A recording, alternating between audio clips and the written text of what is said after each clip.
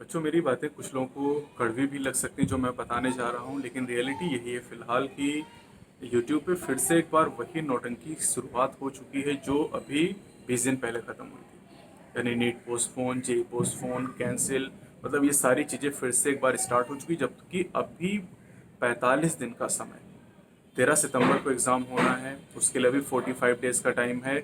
अगर जेईई की बात करें तो उसके लिए भी 1 महीने से ज़्यादा का समय है।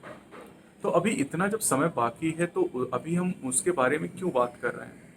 लेकिन जिसको पढ़ाई लिखाई ज़्यादा मतलब नहीं, वो सब इन बातों पर ज़्यादा फोकस कर रहे हैं। बहुत सारे यूट्यूबर भी यही काम कर रहे हैं, वो दिन रात बस यही वीडियो, बस नीट का अपडेट देते रहते हैं।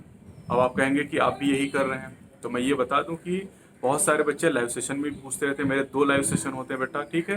मेरा पढ़ाई पे फोकस ज़्यादा रहता है। अगर आप पिछली 50 वीडियो आप देखोगे तो उसमें 50 में से एक भी वीडियो ऐसी नहीं मिलेगी जहाँ पर मैंने नीट पोस्टपोन के बारे में बताया। ये 3 जुलाई को जब अनाउंस हुआ था, उसके बाद से ये सारा काम मैंने खत्म कर दिया था। उसके पहले हाँ, 1 हफ्ते 10 दिन में रिपोर्टर बना रहा था, है ना।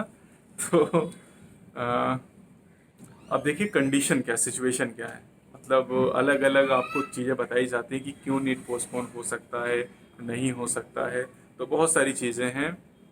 तो सबसे पहले केसेस की बात करते हैं कि केसेस बहुत ज़्यादा बढ़ रहे हैं, 50,000 के आसपास डेली केसेस आ रहे हैं। और इन सिचुएशन में अगर जब 1,000 केस आ रहे थे तब नीट नहीं कराया गया, जब 30,000 20,000 केस आ रहे थे तब नहीं कराया गया, तो अब कैसे कराया जाएगा।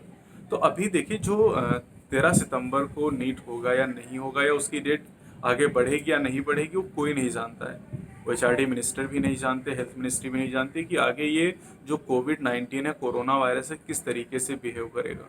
हो सकता है कि अगस्त में इसकी पीक है और उसके बाद ये धीरे धीरे डाउन हो जाए और उसके बाद कंडीशन नॉर्मलाइज हो जाए।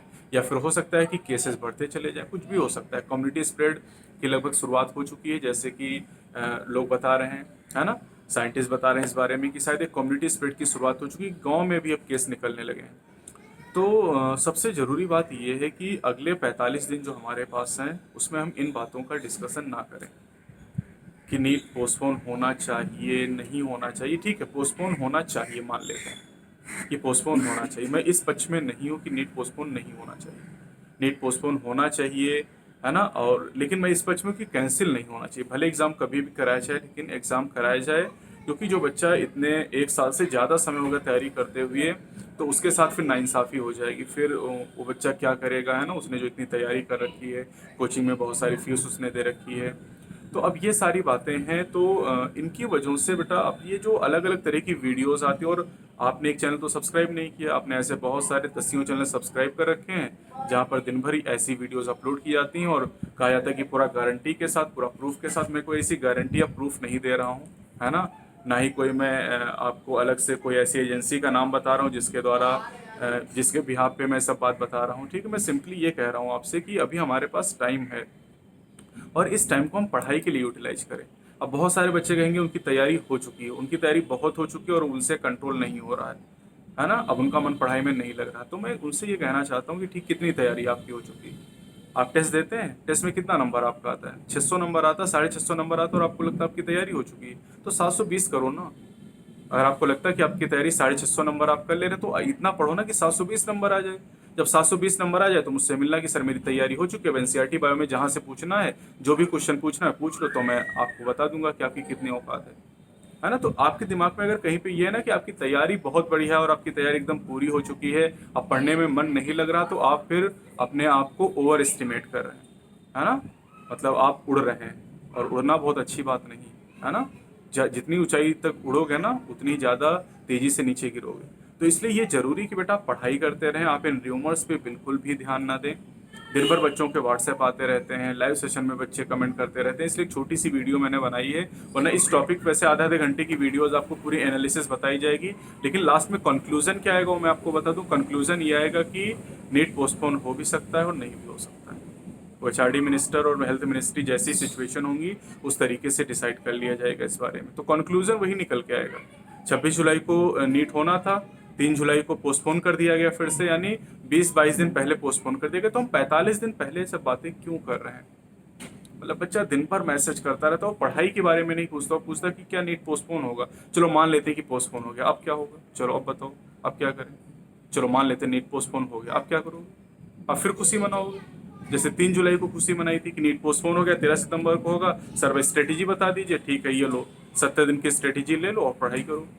फिर 20 दिन पढ़ाई किए, 15 दिन पढ़ाई किए, फिर वही नौटंकी शुरू हो गई।